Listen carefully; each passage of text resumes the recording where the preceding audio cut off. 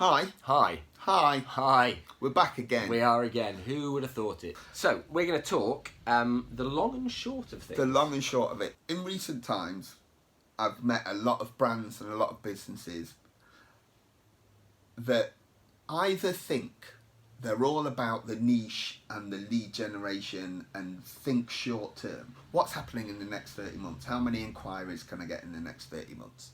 30 days, sorry, not. Okay. And then some who are all about brand awareness. They want to be seen sponsoring stuff, being seen in the thing, but put their logo everywhere, let's say, right? So traditional brand awareness, which we all know pays off in the long term. Yeah. Right? So there's these two sides of the coin, right? Yes, okay. People think it's either this short-term activation stuff or long-term brand awareness. And the simple recipe is you've got to do both, right? You've got to think long-term. Unless your business is due to finish in the next 6 months, right? You've got to think long-term. You've got to think long-term because that's where all the money is. You want to go and sell your business or exit your business or retire or something like that in, 1 year, 6 months, 5 years, whatever it will be. It's pretty long-term, right? So to think about not to think long-term in your marketing, not to think brand awareness, how am I going to get to a stage where I have enough money to retire or get more staff in or whatever it is, right? You're missing a trick. But in order to do that, right, you do need to break that down into shorter term lumps, right? You need a mix of long and short termism. And I think why people don't do that, don't think about it, is that I think the whole brand awareness thing not scares people, but it's like it's not for me. That's a big business thing. And I think, where we, to bring it down to kind of smaller levels here, for most of us, that will be a case of, we're not just trying to get a customer to make a sale, trying to make a sale to get a customer. So actually, that long-term thought is, I'm not just going to sell this first thing. I'm then going to treat this guy so well that he or she is going to pay me for blah blah blah blah blah blah blah and refer, and it isn't about that kind of big brand awareness, TV and that sort of stuff. It's about thinking that like Tim says, unless you're trying to sell this month, next month, 6 months, whatever it is, you need to kind of think about it. And I think that's down to yes, of course, there's always going to be financial pressures, so you have to do the thing that brings the money in. But you also have to, as part of your marketing time, you've got to have something that protects, encourages, nurtures the long term. See, that's really good. That's a really good point, actually. Like the transactionalness that we can fall into. Definitely not a word. Yeah. So everybody can be quite transactional. Like, we've acquired a customer, awesome. Let's acquire another customer, right? Yeah. Short-term thinking. Yeah. Not let's acquire a customer. How much lifetime value can we get out of that customer? Because you have to think, maybe if you run a subscription business, maybe 3 years you could get subscriptions for, right? That's got to be in the plan.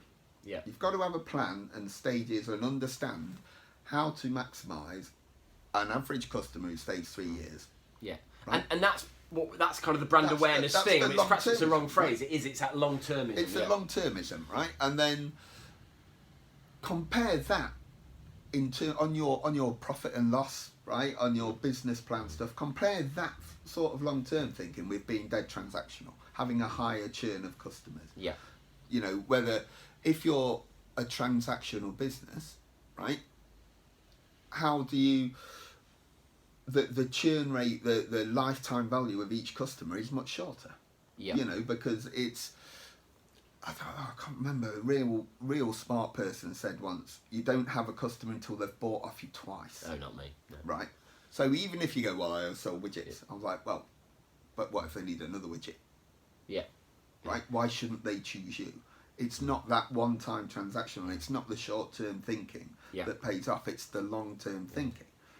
And I mean, dare I say, we are back into having that that plan and that working, having that kind of, this is what I want people to think, feel, blah, blah, blah about the business.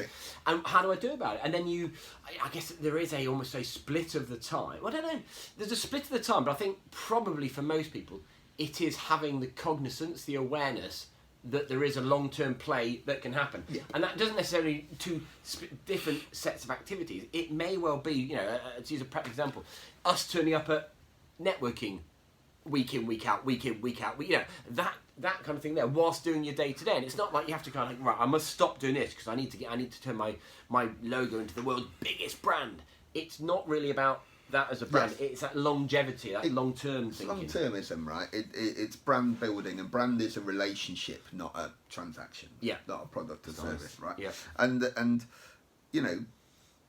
I'm not saying you need to have a marketing plan mapped out for 3 to 5 years, because who the flipping hell knows what's happening in 3 to 5 years, right? But you should be thinking, in 5 years' time, I would like to be at this point. Yeah. So what happens in the next 12 months, right? I get to lecture sometimes on marketing, and some of the people in there, they don't teach academically about marketing plans longer than 12 months because stuff changes, people changes, trends change, things change. Yeah. It's a very long time, 12 months, in a marketing plan. But the marketing plan you do for the next 12 months should be working towards your long-term aim. Yes. Right? But then after 12 months or after 6 or 9 months, you assess what went well, which we've spoken about before.